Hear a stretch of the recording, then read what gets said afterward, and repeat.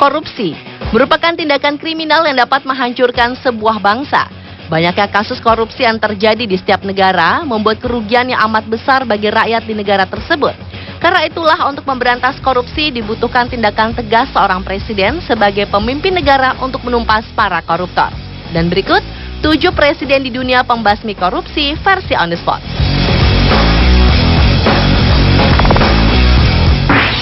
Presiden ketiga Georgia, Mikhail Saakashvili, adalah salah satu presiden pembasmi korupsi yang terkenal. Pria yang sudah 2 kali terpilih menjadi presiden ini telah memecat seluruh personel polisi lalu lintas karena terindikasi terlibat korupsi. Tidak tanggung-tanggung, Mikhail memecat 30.000 personil polisi sekaligus.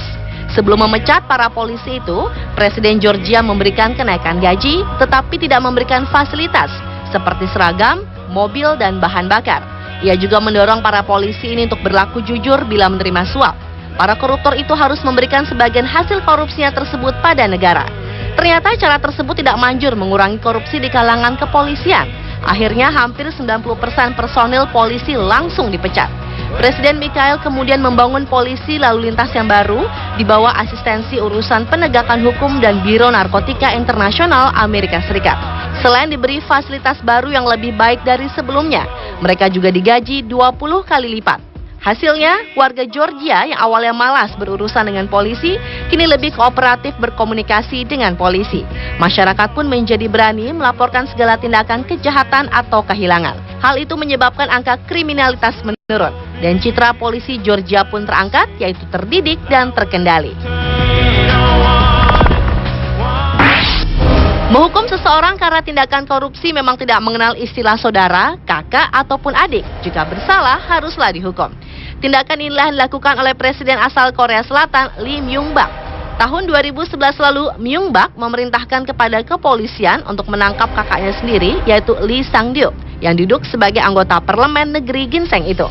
Sang-dyuk dituduh telah menerima dana dari berbagai bank bermasalah antara tahun 2007 hingga 2011. Sekitar 525.000 dolar Amerika atau sekitar 4,9 miliar rupiah sebagai imbalan atas upayanya membantu bank-bank bermasalah menghindari audit dan sanksi. Akibat ulah kakak laki-lakinya tersebut, Lee Myung-bak menyampaikan permintaan maaf kepada negara terkait kasus korupsi yang dilakukan oleh Lee Sang-dyuk. Dugaan korupsi yang dituduhkan kepada kakak presiden ini merupakan skandal terbaru dari serangkaian kasus yang melibatkan orang-orang di sekitar presiden. Ellen Johnson Sirleaf adalah wanita pertama yang terpilih memimpin negara Liberia dalam sejarah Afrika modern. Ia dianggap sebagai pembaharu dan pembawa perdamaian sejak ia menjabat presiden di tahun 2006. Dalam masa kepemimpinannya, wanita yang kini berusia 74 tahun itu dikenal tegas dalam memberantas korupsi. Ellen telah memecat anaknya sendiri, Charles Sirleaf, yang menjabat sebagai wakil direktur Bank Sentral. Sejumlah wakil menteri dan inspektur jenderal di tingkat provinsi dan juga 45 pejabat negara lainnya dipecat karena tidak menyerahkan daftar kekayaan kepada Komisi Pemberantas Korupsi. Ellen juga secara tegas menyatakan bahwa mereka tidak boleh kembali menjabat bila belum memberikan deretan penghasilan yang diperoleh dan dari mana sumber kekayaan mereka. Hal itu dilakukan sang presiden sebagai pernyataan perang melawan korupsi. Dalam memberantas korupsi, ternyata negara Cina sangat serius dan tidak main-main. Hal inilah diterapkan oleh Presiden Cina Hu Jintao. Sejak terpilih menjadi presiden di tahun 2002, Jintao telah menyiapkan 1.000 peti mati untuk para koruptor dan 1 peti mati untuk dirinya jika terbukti melakukan korupsi. Sebuah janji dinilai sangat berani, karena negeri tirai bambu ini memang menjatuhkan hukuman mati kepada para pelaku korupsi. Bukan hanya peti mati, nama-nama dan gambar pejabat yang korupsi dipajang dalam sebuah pameran di Beijing. Bahkan warganya juga dididik agar membenci koruptor melalui game online, di mana para pejabat yang korupsi itu disiksa di game online tersebut.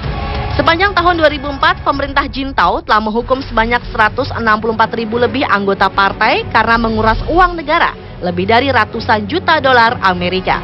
Menurut Jintao, perang melawan korupsi adalah sebuah perjuangan panjang, rumit, dan susah. Karena praktek korupsi hampir terjadi di seluruh tingkatan birokrasi Cina. Dan untuk memberantasnya, dibutuhkan niat yang kuat dan keteguhan hati. Beralih ke presiden berikutnya, yaitu Felipe Calderón asal Meksiko. Presiden yang akan segera mengakhiri masa jabatannya ini dikenal dengan ketegasannya dalam hal memberantas korupsi.